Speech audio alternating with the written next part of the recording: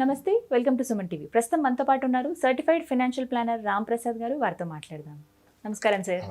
Yes, mutual funds ఖచ్చితంగా risk అనేది ఒక ట్యాగ్ లైన్ లా ఉంటుంది అని అందరూ చెప్తూ ఉంటారు. రిస్క్ ఉన్నా కూడా వాటిని మేనేజ్ చేసి చక్కగా ఉన్న వాళ్ళు చాలా మందే ఉన్నారు. సో ఆ రిస్క్ని మేము ఎలా మేనేజ్ చేయాలి, మ్యూచువల్ ఫండ్స్లో ఎలా ఇన్వెస్ట్ చేయాలి చెప్పండి సార్. మ్యూచువల్ ఫండ్స్ని అర్థం చేసుకుంటే రిస్క్ ఉండదండి, చేయకపోతే చాలా రిస్క్ ఉంటుంది. ఓకే, మ్యూచువల్ ఫండ్ పెట్టే రోజే మీరు ఎందుకు పెడుతున్నారో తెలవాలి. నిజానికి మ్యూచువల్ ఫండ్లో రాంగ్ అమౌంట్ పెట్టడం కూడా పెద్ద రిస్క్. స్కీమ్ పెద్ద రిస్క్ కాదు, రైట్ స్కీమ్ రాంగ్ స్కీమ్కి మధ్య మ్యూచువల్ ఫండ్లో ఉన్న డిఫరెన్స్ చాలా తక్కువ. అందరూ ఏ స్కీమ్ అంటారు, ఏ స్కీమ్ కాదు. మీరు ఎంత పెట్టాలి, ఎందుకు పెడుతున్నారు అనేది ఫస్ట్ తెలుసుకోండి. ఇప్పుడు యాంఫీ డేటా కానీ సెబీ డేటా కానీ అన్ని మీడియాస్లో ఈ రోజుకి మ్యూచువల్ ఫండ్లో 4-5% ఇన్వెస్ట్ చేశారని చెప్తున్నారు. కానీ పర్సనల్ నాకు ఎందుకు ఇంకా ఎక్కువ మంది చేసి ఉండొచ్చు అనిపిస్తుంది. ఎందుకంటే మా దగ్గరికి అప్రోచ్ అయిన క్లయింట్స్లో ప్రైమర్లీ ఐటీ వాళ్ళని చూస్తే out of 10 8 people already mutual fund invest చేసే వస్తున్నారు మా దగ్గరికి. వాళ్ళు ఇన్వెస్ట్మెంట్ స్టార్ట్ చేసి కూడా 2-3 ఇయర్స్ అయింది. ఇక్కడ వాళ్ళు చేస్తున్న మిస్టేక్ ఏంటంటే మ్యూచువల్ ఫండ్లో రిటర్న్స్ అండ్ మార్కెట్ రిస్క్ కన్నా మీరు wrong quantity of amount invest చేయడం పెద్ద రిస్క్. ఎంత చేస్తే బెటర్ సార్ చెప్పండి. ఎస్, ఎంత చేయాలంటే ఇప్పుడు టిపికల్గా నాకు అప్రోచ్ అయిన ఒక 100 మోర్ దెన్ 100 కస్టమర్స్ని హ్యాండిల్ చేస్తాను ఐటీ సెక్టర్. ఓకే, వీళ్ళలో నేను చూస్తే యావరేజ్ ఏజ్ మనకు అప్రోచ్ అయ్యే వాళ్ళంతా 31 years అండ్ అబౌవ్ టు 42 మధ్యలో ఉన్నారు. యావరేజ్ మీరు 34-35 పట్టుకోండి. 35 years ఉన్న వాళ్ళు నా దగ్గరకు వచ్చిన వాళ్ళు 10 మెంబర్స్లో 8 members minimum package 14 lakhs annual CTC ఉంటుంది. 14 lakhs క్వైట్ కామన్ అయిపోయింది. డిఫరెంట్ ఇండస్ట్రీస్లో ఏంటి, ఫార్మాలో ఒకలాగా అలా ఉన్నాయి, ఐటీలో అయితే 14 lakhs ఉంది. ఇప్పుడు 35 years ఏజ్లో ఉన్న వ్యక్తికి 14 lakhs యాన్యువల్ సిటీసీ ఉంది. ఇతను ఆల్రెడీ ఒక యాప్ ద్వారా మ్యూచువల్ ఫండ్ పెట్టాడు, ఇన్వెస్ట్మెంట్ చేశారు. ఆయన ఎంత చేశారంటే 10,000 రూపీస్ చేస్తున్నారు. 10,000 ఇది డీసెంట్ మనీ మీరు అనుకుంటున్నారు కదా, ఆయన కూడా అలాగే ఆ బ్రహ్మలోనే ఉన్నారు. ఓకే, నేనేమంటాను, ఐటీ సెక్టర్లో average salary hike, salary increase అనేది ఆన్ అన్ యావరేజ్ 12% వస్తుంది. ఓకే, 12% శాలరీ కనుక ఇయర్ ఆన్ ఇయర్ పెరిగితే మీ శాలరీ 7 yearsలో డబుల్ అవుతుంది. ఎవ్రీ 7 yearsకి డబుల్ అవుతుంది. కానీ వాళ్ళు జాబ్ చేంజ్ అయితే ఇంకా ఎక్కువ వస్తుంది. నా ఓన్ క్లయింట్స్ ఉన్నారు, దట్స్ ఓకే, 12% పట్టుకున్నాం. 12% యావరేజ్గా శాలరీ పెరిగితే 7 yearsలో సిటీసీ డబుల్ అవుతుంది. Okay, first point. 35 years ఏజ్లో ఉన్న వ్యక్తి 10,000 per month ఎస్ఐపి స్టార్ట్ చేశారు. లెట్స్ అజ్యూమ్ ఒక 10 years కంటిన్యూ చేశారు. 10,000 per month అంటే ఇయర్లీ 1.2 lakhs ఇన్వెస్ట్ చేస్తారు. 10 yearsలో 12 lakhs ఇన్వెస్ట్ చేశారు. ఓకే, అది కనుక 15% రిటర్న్ ఇస్తే ఈ 12 lakhs కాస్త 24 lakhs అవుతుంది. 24 lakhs అయితే డీసెంట్ మనీ ఈ రోజు మనం డిస్కస్ చేద్దాం. కానీ 10 years తర్వాత 2021లో ఇన్వెస్ట్మెంట్ స్టార్ట్ చేశారు. 2031కి ఆయన మనీ చూసారు, 24 lakhs ఉంది. కానీ 2021లో ఇతని శాలరీ 14 lakhs ఉంది. మనం ఇందాక అనుకున్న లెక్క ప్రకారం 7 yearsలో ఇతని శాలరీ ఎంత అవుతుంది, 28 lakhs అవుతుంది. 10 yearsలో అరౌండ్ 35 lakhs అవుతుంది.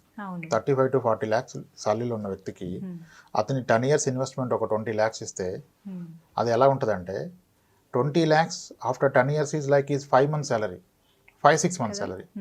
5-6 months శాలరీకి పెద్ద వాల్యూ ఉంటుంది మన లైఫ్లో, ఉండదు కదా. సో అందుకనే దీన్ని పెద్ద అమౌంట్ లాగా ఫీల్ అవ్వరు. అప్పుడు అంత మనీ అక్యుములేట్ అయ్యాక కూడా సరదాగా ఒక కార్ డౌన్ పేమెంట్కి, ఒక వెకేషన్కి వాడేస్తారు. సో ఇన్వెస్ట్మెంట్ ఎప్పుడు గోల్ బేస్డ్ పెట్టాలి. గోల్ బేస్డ్ అంటే పర్పస్ ఆఫ్ ఇన్వెస్ట్మెంట్ ఏంటి, దానికి నాకు ఎంత కావాలి, ఏ ఇయర్లో కావాలి, దానికి ఇప్పటి నుంచి ఎంత పెట్టాలి. ఇది కనుక క్రమం ఫాలో అయితే మీరు అన్నట్టుగా రిస్క్ని అవాయిడ్ చేయొచ్చు. రిస్క్ ఎలా అవాయిడ్ చేస్తారంటే ఎస్, మ్యూచువల్ ఫండ్లో వెరీ ప్రాక్టికల్గా కంప్లీట్ హిస్టారికల్ రిటర్న్స్ చూస్తే కొన్నిసార్లు మ్యూచువల్ ఫండ్లో ఇన్వెస్ట్ చేసాక 3 yearsలో నెగిటివ్ రిటర్న్ ఉంది. 3 years పెట్టాక 5 years ఇన్వెస్ట్ చేసాక కూడా నెగిటివ్ రిటర్న్ వచ్చింది. That's possible. ఎస్, అది రోలింగ్ రిటర్న్ అంటారు. ఒక పీరియడ్ నుంచి ఒక పీరియడ్కి మల్టిపుల్ అబ్జర్వేషన్ తీసుకొని చూశారు. మీరు ఒక 30 years ఇన్వెస్ట్ చేస్తే 5 years స్పాన్లో 2-3 times negative return, 3 years స్పాన్లో 6 times negative return, 1 yearలో అయితే చాలాసార్లు నెగిటివ్ రిటర్న్. కానీ 7 years అబౌవ్ ఉంటే ఎప్పుడు నెగిటివ్ రిటర్న్ లేదు. First point. మరి 5 yearsలో నెగిటివ్ రిటర్న్ ఉందన్నారు కదా సార్, అంటే 5 yearsలో కూడా రిస్క్ ఉంది కదా. ఎస్, రిస్క్ ఉంది. 5 years తర్వాత నెగిటివ్ రిటర్న్ వచ్చిందంటే 2-3 yearsలో కూడా పాజిటివ్ ఉండొచ్చు, మళ్ళీ 5th yearలో నెగిటివ్ అవ్వచ్చు. కోవిడ్ వల్ల మార్కెట్ పడిపోయినప్పుడు అంతకు ముందు ఇయర్ పాజిటివ్ ఉన్నాడు, కానీ ఇయర్ నెగిటివ్ రిటర్న్స్లోకి వెళ్ళిపోయాడు. ఎస్, మరి ఒక గోల్ బేస్డ్ ఇన్వెస్టర్కి ఈ రిస్క్ని ఎలా అవాయిడ్ చేయాలి? ఓకే, చాలా ఇంపార్టెంట్. మీరు ఎంత ఇన్వెస్ట్ చేయాలో కూడా ఫస్ట్ తెలుసుకోవాలి. ఎందుకు ఇన్వెస్ట్ చేస్తున్నారో తెలుసుకుంటే ఈ రిస్క్ని కంప్లీట్గా అవాయిడ్ చేయొచ్చు. ఎలా అవాయిడ్ చేయొచ్చు అంటే ఇప్పుడు ఒక 5 years పాప ఉంది ఒక అతనికి. ఓకే, అతను ఆ పాప యొక్క ఎంఎస్ ఎడ్యుకేషన్ కొరకు ఇన్వెస్ట్ చేస్తున్నాడు. ఇతను ఐటీ సెక్టర్ ఎంప్లాయ్. సో అతను క్లియర్ అండర్స్టాండింగ్ ఉంది, నేను మా పాపని ఎంఎస్ చేపిస్తాను, ఇక్కడ బీటెక్ చేపిస్తాను, ఎంఎస్కి యూఎస్ పంపిస్తాను అనుకున్నాను. ఆమెకి ఎంఎస్కి వెళ్ళడానికి ఇంకొక 17 years టైం ఉంది. 2021లో మనం మాట్లాడుతున్నాం. ఫస్ట్ ఆమెకి ఎంఎస్కి 17 years అంటే 2039లో లేదా 38లో ఎంత అమౌంట్ కావాలో ఫస్ట్ ఐడెంటిఫై చేయాలి. ఫస్ట్ అది ప్రైమ్ థింగ్. సో ఈరోజు ఎంఎస్ ఒక యావరేజ్ యూనివర్సిటీ, మరి స్టాన్ఫోర్డ్ అయితే 1.2 crore ఉంది. సరే, వేరే యూనివర్సిటీ ఒక 35 to 40 lakhs ఉంది. మరి వీళ్ళ పాప ఎంఎస్కి వచ్చినప్పుడు కూడా 40 lakhs ఉంటుందా? అది కూడా కౌంట్ చేసుకోవాలి. ఉండదు కదా, ఖచ్చితంగా ఉండదు. ఉండదు. So 10 years back same MS cost 14-15 lakhs ఉంటే ఈరోజు 30-35 అయింది. అంటే ఎవ్రీ 10 yearsకి డబుల్ అవుతుంది. సింపుల్. సో వీళ్ళ పాపకి ఇంకొక 18 years తర్వాత ఆమె ఎంఎస్కి వెళ్తే 10 yearsలో ఇప్పుడున్న 40 lakhs కాస్త 80 lakhs అవుతుంది. నెక్స్ట్ 8 yearsలో 80 కాస్త 1.3 crore 1.4 crore అవుతుంది.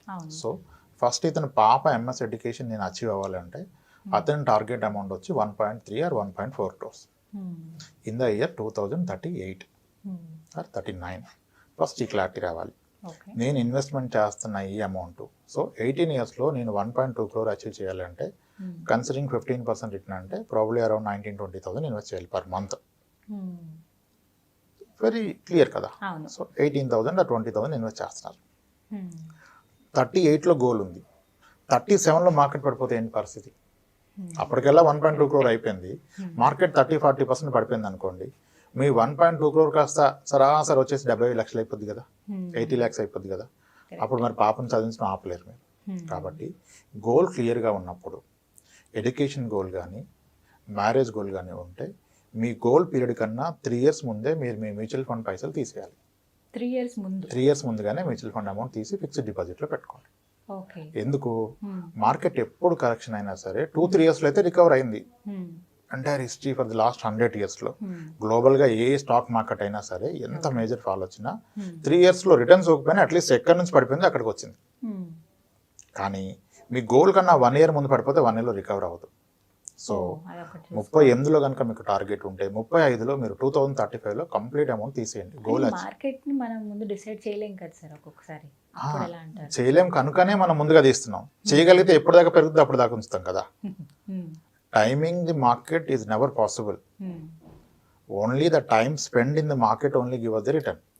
అట్ ద సేమ్ టైం నాకు స్పెసిఫిక్ గోల్ ఉన్నప్పుడు దాని ప్రకారం రియాక్ట్ అయితే నేను కంప్లీట్గా అవాయిడ్ చేయొచ్చు. ఇప్పుడు నేను 18 years వరకు ఇన్వెస్ట్ చేస్తున్నప్పుడు 5 years తర్వాత నా మనీ డబుల్ అయితే కూడా నాకు ఉపయోగం లేదు, అది ఆఫ్ అయితే కూడా నాకు ఉపయోగం లేదు. నాకు మనీ కావాల్సింది 2038లో.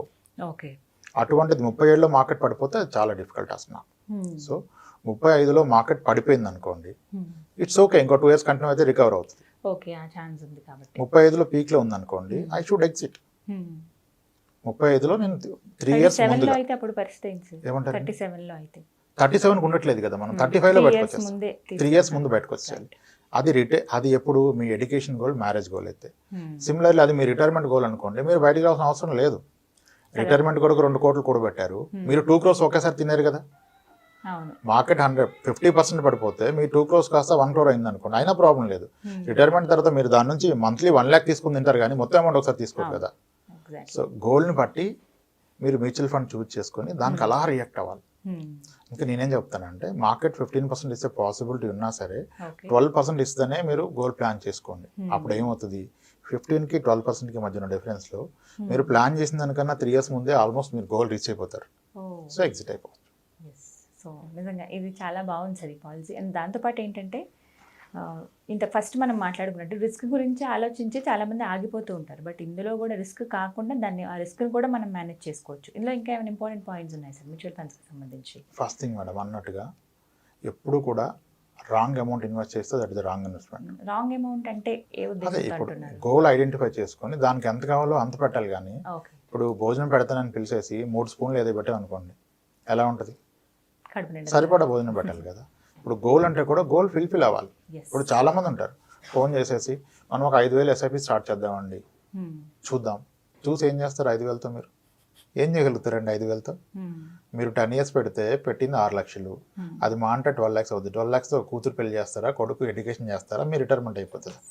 సో ఇప్పుడు మళ్ళీ ఇంకోటి, ₹1,00,000 వచ్చే వ్యక్తి 5,000 SIPలో పెట్టాడంటే మిగిలిన డబ్బులన్నీ ఏం వేస్ట్ చేయడు ఆయన. ఇంకో దగ్గర ఇన్వెస్ట్ చేస్తాడు.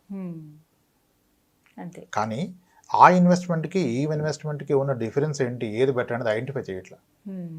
ఇప్పుడు 10,000 ఎస్ఐపిలో పెడుతున్నాడు, 10,000 గోల్డ్ స్కీమ్లో పే చేస్తున్నాడు, 1,50,000 సుకన్య సమృద్ధిలో పర్ ఇయర్ పే చేస్తున్నాడు, 1.5 lakh పీపీఎఫ్లో పెడుతున్నాడు, ఓకే, రియల్ ఎస్టేట్లో పెట్టాడు, అన్నిట్లో పెడుతున్నారు. కానీ ఇతను అన్ని కంపేర్ చేసి చూసుకోవట్లేదు దేంట్లో ఎంత పర్సెంటేజ్ వస్తుంది.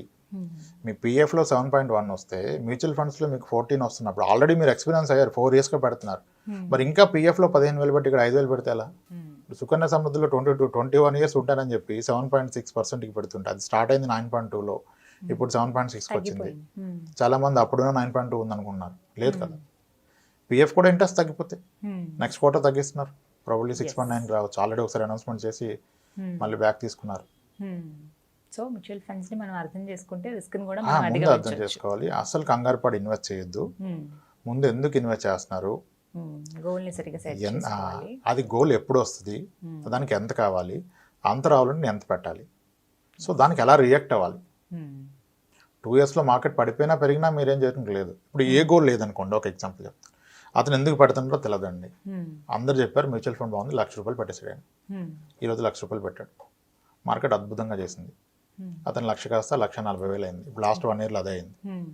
అప్పుడు ఎలా రియాక్ట్ అవుతాడు కస్టమర్, అద్భుతంగా చేసింది, ఇది మంచి మనీ, సో దీని నుంచి రిస్క్ తీసుకోవద్దు, ఈ మనీ తీసేసుకొని తినేద్దాం, మంచి మనీ వచ్చింది కదా, నా ఇన్వెస్ట్మెంట్ మీద మంచి ప్రాఫిట్ వచ్చింది, తీసుకొని అది తినేస్తారు. అదే ఆయన రియాక్షన్.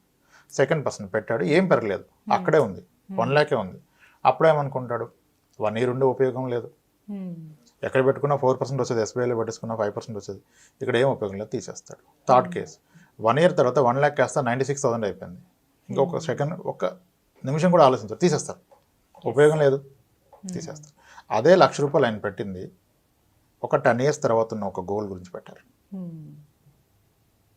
అప్పుడు ఎంత తీస్తారు? ఇప్పుడు పాప మ్యారేజ్కి ఇన్వెస్ట్ చేశాడు, సార్ పడిపోయింది అన్నాడు అనుకోండి నా దగ్గరికి వచ్చి, సార్ మరి పడిపోతే మీకు ఎందుకండి, ఇప్పుడు ఏం పాపకి పెళ్లి చేస్తున్నారా మీరు? 10 ఏళ్ళకి పెళ్లి చేయట్లేదు కదా, డబ్బులు ఎందుకు మీకు? అది పెరిగినా అవసరం లేదు, తగ్గినా అవసరం లేదు, మనం పెట్టింది ఎప్పుడు మనం ఇప్పుడు ఆలోచించాల్సిన అవసరమే లేదు. రైట్. సో ఈ విధంగా అర్థం చేసుకుని మరి మేనేజ్ చేస్తే అందులో ఉన్న రిస్క్ ని కూడా మనం పర్ఫెక్ట్గా మేనేజ్ చేయొచ్చు. నెగిటివ్ రిటర్న్స్ ఉన్నప్పటికి కూడా మీ గోల్ క్లియర్గా ఆన్ డాట్ రాసుకోవాలి. ఈ ఇన్వెస్ట్మెంట్ పెట్టే పర్పస్ 2032లో నాకు ఫిబ్రవరి మంత్లో కావాలి, అప్పుడు నాకు కావాల్సిన అమౌంట్ 80 lakhs. సో 12% రిటర్న్ వస్తే ఎస్ఐపిలో పెట్టాల్సింది ఈ 26,000 or 28,000. అప్పుడు గోల్ ఖచ్చితంగా రీచ్ అవుతారు, దాన్ని బెటర్గా మేనేజ్ చేయగలుగుతారు. రైట్, చాలా క్లియర్గా చెప్పారు sir. Thank you so much అండి. నమస్తే. థ్యాంక్స్ అండి. చూసారు కదా, ఇది వాళ్ళ వీడియో. ఈ వీడియో కనుక మీకు నచ్చినట్టయితే లైక్ చేయండి, షేర్ చేయండి, కామెంట్ చేయండి, మా ఛానల్ని సబ్స్క్రైబ్ చేసుకోండి.